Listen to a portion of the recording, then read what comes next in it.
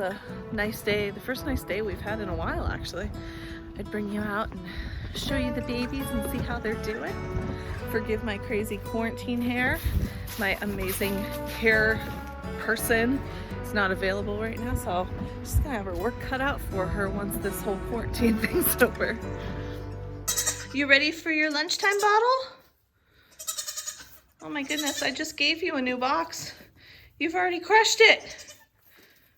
All right, let's eat. Come here, come here. Oh, girl. Oh, don't flip around, don't flip around. Okay. So I always bottle feed them in age order. That way I'm sure I don't miss anybody. These bigger girls, oh my goodness, are getting hard to handle. So I made myself a little cheat sheet here. I have a paper off to the side because I can't remember how old everybody is, but this is Zyna. She was the firstborn this year. Her mom is Reese, which is my son's 4-H goat. She is polled, and she's a buckskin with white overlay and a white poll and frosted ears. And she drank that bottle down in 2 seconds, and she's 23 days old today, so a little over 3 weeks.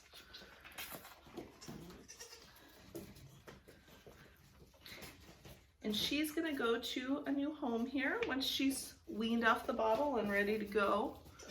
Huh, but she's a sweet girl. She's very strong too. Let me grab her sister. Come here. This is, whoops. This is Trixie, and she is our one girl that we're gonna retain this year. So she is also just over 3 weeks old now. I know, you're saying, hurry up, Mommy, get me my bottle. Whoops, whoa, you almost knocked it out of my hand. Okay, so my younger son named her Trixie. So it's kind of neat. I let my younger son pick from all the babies this year which one was gonna be his 4-H goat. And he picked one of the girls that is out of his big brother's goat. So I think that's pretty cool. I think he made a really good choice because, like her sister, she's also polled, which is really nice. I love that trait because disbudding is one of my least favorite things to do. I haven't actually done it myself before. We usually have our 4-H leader do it. But this year may be the first year I have to attempt it myself, so I'm pretty nervous. But this girl's another buckskin with white. She has the frosted ears. But I really like her size and her overall kind of shape, so hopefully she'll be a good little show goat for my younger son. And usually he's the one out here feeding. I usually do the morning feeding and the evening feeding, and usually the kids take care of the ones around lunchtime and in the afternoon. So yeah, I'll let you get a better look at her, but she's a sweet girl. I love the little white patches on her head too. So this is Trixie.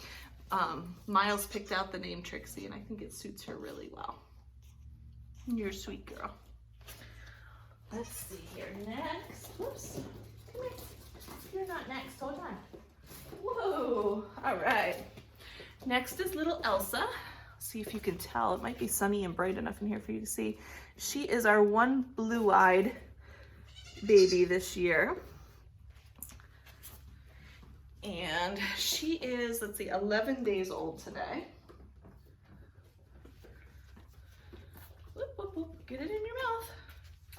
And again, she's another buckskin. She just has a lot more white on her face than some of the other ones do, especially on this side. And she's gonna go to a new home too when she's weaned.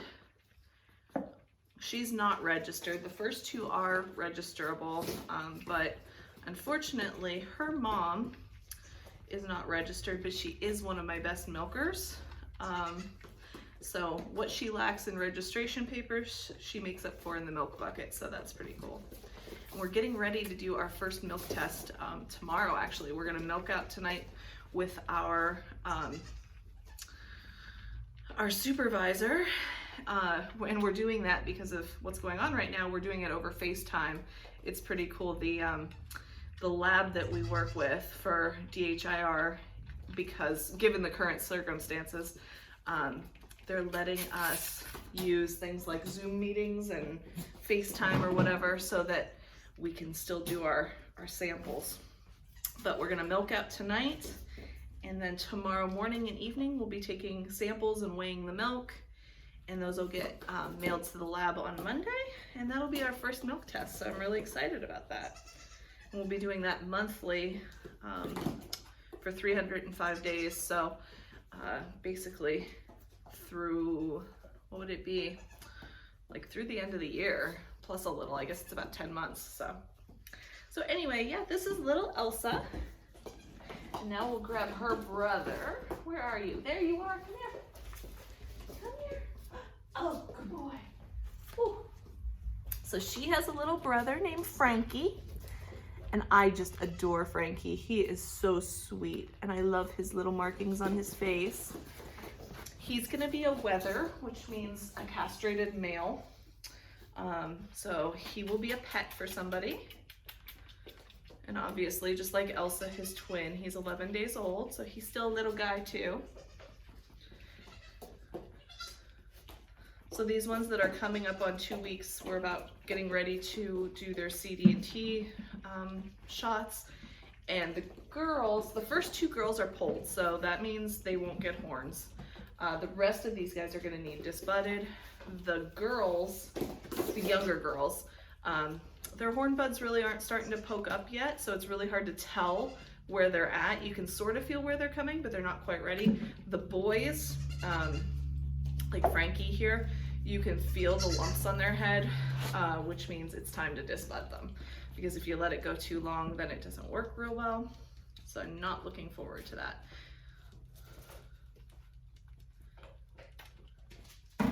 But we'll get through it. My mom had commented that this little one looks like an Appaloosa horse because his back end there has the white with all the speckles on it. Oh my goodness. This is the first year we've been using regular baby bottles. In past years, we've always used the 20-ounce soda bottles with a Pritchard teat nipple on them. But those particular nipples have gotten really hard to find, the good ones that don't leak. So we took a chance this year and just bought a 12-pack of inexpensive baby bottles, and they've been working really well. All right, who is next? Let's see, going in age order, Joy, you're next. Here's me. Oh, Joy, do we have to go out of order? It's funny, I usually feed them in age order, but Joy comes next and she always wants to go last. So this is Elton. He's actually the youngest. He's only a week old today, so 7 days. He's another little boy. And he is actually a buckskin also, but he's a pale buckskin like his mom, and then he has a lot of white overlay. So he actually has a black cape right here underneath. It's just hard to see, it's just poking through. And then he's actually more this cream color, and these white spots are an overlay. And I'm not sure what's going on with his ears. I've never had a Nigerian turn out like that. And I've been doing some reading, and from what I'm reading online, most places say, you know, sometimes they're born that way and the ears will perk up in a week or so. But so far, they're staying floppy. And it's funny because he comes from all registered stock. I own his mother and several, obviously I own his mother. I own his grandmother and several of his aunts. And his sire sired all of these other kids. And he's the only one who got floppy ears. So I'm confident there's no Nubian hiding in there or anything. I'm not sure what went on with those ears. So we'll see if they perk up. If not, he's out of a first freshener, so I don't plan on keeping him as an intact buck anyway. I really want to see how his mom performs through her first lactation before I make judgments on, you know, if leaving a buck intact out of her is going to make sense, because I want to only pass on the best genetics, you know.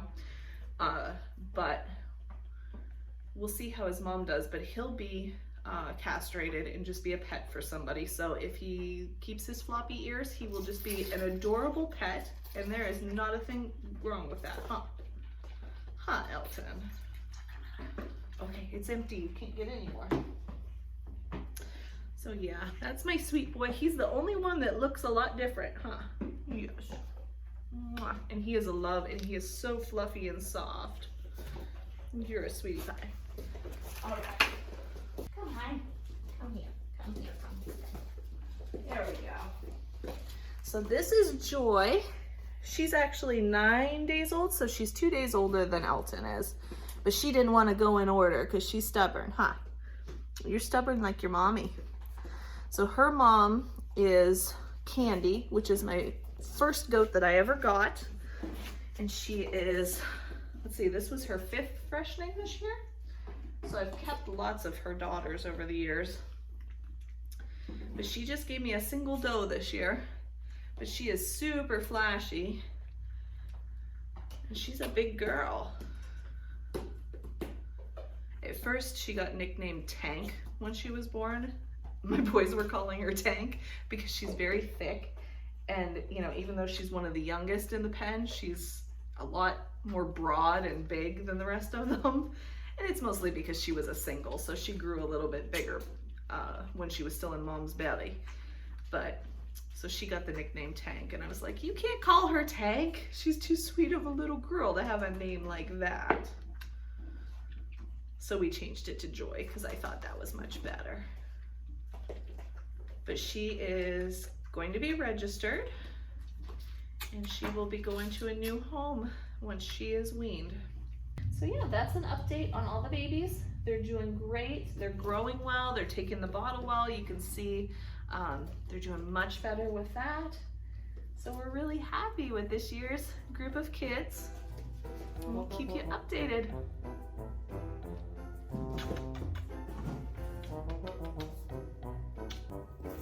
These boxes used to be actually set up like that box, and they were jumping on them and sleeping in them.